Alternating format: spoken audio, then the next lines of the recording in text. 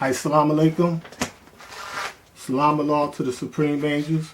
Peace to the nation of gods and earth. Hotep to the Pan-Africans.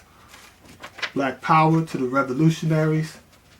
Peace to the Moors, Islam. Peace to the Garvites. Peace to all those at home and abroad throughout the diaspora that struggle for freedom, justice, and equality. We are winning even when it seems like we're losing. Never forget, we're not going to win. We already won. It was written. Our ancestors are not spooks and spirits floating around in outer space. Our ancestors exist in us and we in them because we are one with this universe. Our melanin, our nature cannot be altered. Today I would like to share with you one of the misunderstandings about Messenger Elijah Muhammad's teachings on how to eat to live. This is book number 2. This is 1972. The Messenger wrote book number 1 in 1967. If you never read it, please read it. You could order it from our website at thesupremeangels.org. I'll put a link in here somewhere, inshallah, Sakin. But basically, I want to explain that I remember the first time I read How to Eat to Live. I left out wondering, what can we eat? I mean, and basically, what the messenger did wisely was he gave us mayat. He gave us balance. He basically knew that he could not teach how to eat to live in a vacuum. Now, I mean, you can't make how to eat to live like cookie cutters because our people are so diverse. You have people that have sugar diabetes. You have people that are athletes. You have people that are 7 feet tall. You have people that are 300 pounds. You have people that are naturally big bones.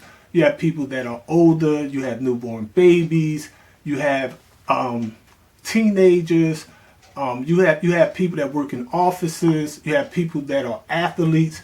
It's just a whole spectrum. You got people with heart issues, ulcer issues. You have people that abuse drugs and alcohol most of their life. Now, I mean, so you have to give the people a myriad of teachings on how to eat to live and let them understand, okay, let me see what in this works best for me. Some things you can do some of the times. And I mean, you know, as a minister, I used to always explain to people, you know, if you're taking medicine or you're a diabetic or the doctor tell you, look, you can't take this medication which sustains your life, but you can't take this medication unless you have some food on your stomach.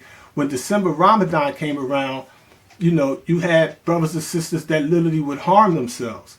Now, I mean, and our strict laws teachers, we don't commit acts of violence on ourselves or others. So it's not breaking your fast if you ate something to help balance your life. Now, I mean, if you're a diabetic or whatever, you know, you don't want to eat no sugary food, a bunch of carbs and all that. You know, you do want to eat something that's going to keep your blood sugar balanced. Now, I mean, and during Ramadan, if you were to have to drink and eat something to take some medication, for example. Now, I mean, some of our people have mental health issues. They take medication. They need to drink some water to take that medication. The doctor may say take it 3-4 times a day, for example. Now, I mean, they are not breaking that fast if they eat something to help the temple of the body to balance itself. So basically you have this Nation of Islam food pyramid, if you will, where you got people that's eating pork, eating 3 meals a day. Now, I mean, the message teaches us gradualism. You don't jump from 3 meals a day. Now you want to dry fast and eat 1 meal every 3 days. You'll harm yourself. Now, I mean, you'll shock your system. Now, I mean, you don't want to fast to the point that you're dehydrated and passed out, or you're fasting and you're driving the car and you pass out and crash and harm yourself and others. Now, I mean, we use good judgment discretion according to our lessons. Now, I mean, so at the basic top of the food pyramid is not food.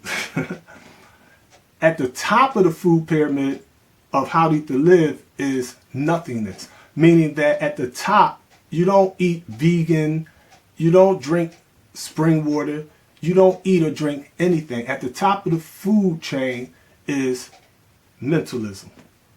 All is mind. You fast mentally and physically. Now, I mean, see, we used to go on different types of fasts. You can fast where you don't talk for 2 days. We used to walk around with little notepads. Somebody tried to write down, I'm fasting right now, I'm going to talk fast. I don't want to say anything for 3 days. Now, I mean, we used to go on blind fast. We used to blindfold ourselves, and we won't physically look at anything for 2 or 3 days. Okay? We used to go on dry fast. We don't drink water, we don't drink juice, we don't eat anything. Now, I mean, just for 3 days. Now, I mean, and starting out, it's a little strenuous. It takes discipline. You don't jump to fasting for 3 days. Now, I mean, you want to wean yourself into it. Now, I mean, you be like, okay, what I'm going to do is I'm going to skip breakfast. And you be like, oh, I'm used to skipping breakfast. Now, I mean, I really don't like breakfast like that anyway. You be like, okay, now you skipping lunch. Or maybe you eat breakfast and you skip the lunch. Now you just drop your calories by 1/3.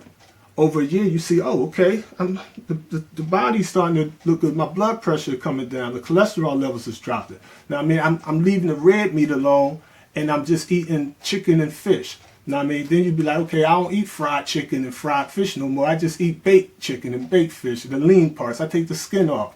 Now, I mean, I eat the white meat instead of the dark meat, which has more fat. Now, I mean, so those are the gradual steps that the message is trying to teach us. Now, I mean, you'd be like, I'm used to putting 2 pieces of bread on a sandwich. Take 1 slice, toast it, well done, cut it in half. Now you're eating half the carbs.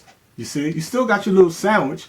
You still feel, satisfied, but you're eating a healthier food now. Now, I mean, and that's the process that we like to see with how to eat to live. Now, I mean, it's like, don't deprive yourself, because what happens is you'll lose the weight and gain the weight back. That's the yo-yo diet stuff. Doesn't work. Now, I mean, you'll do that until your heart wear out, till your kidneys malfunction. Now, I mean, till you stroke out. Now, I mean, so you want to do everything in balance.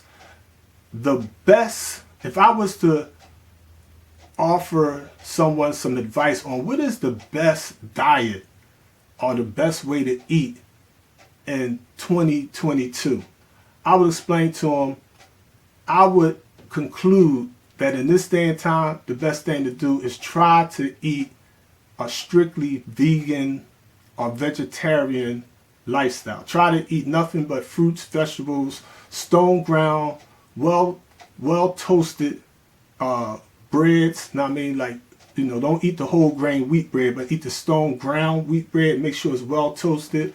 Preferably try to eat 1 meal a day between 4 and 6 p.m. in the evening. Ideally, 4 p.m. in the winter, 6 p.m. in the summer months. Now, I mean, and what you'll find is the body will have a better regulations. The organs in the body will be more balanced. So, with that said, I would also explain to people, when you eat a vegan diet, contrary to all the spooky stuff, you have to be mindful about B12. The vitamin B12 is a mineral from the Congo, from the core of Africa. Basically, it helps our central nervous system and a lot of mental health issues. I mean, our brain, the dopamine, the brain just won't have the right circulation of electrical impulses that it should have, because we live in a corrupt world. So if you're just strictly eating vegan, that's beautiful, but keep in mind, we got bad water, we got bad soil, we have genetically engineered seeds, genetically, GMOs. You have number 4 produce at Whole Foods. You go to Whole Foods, half the stuff in there you're going to see is like number 4, full of pesticides. It's grafted, it's hybrids. So we live in that world where we really have, what the messenger said, little pure food to eat. Now, I mean, but ideally, being a vegetarian is best. The messenger puts it like this: do not be a meat consumer. Be a vegetarian. This is the best menu for our health.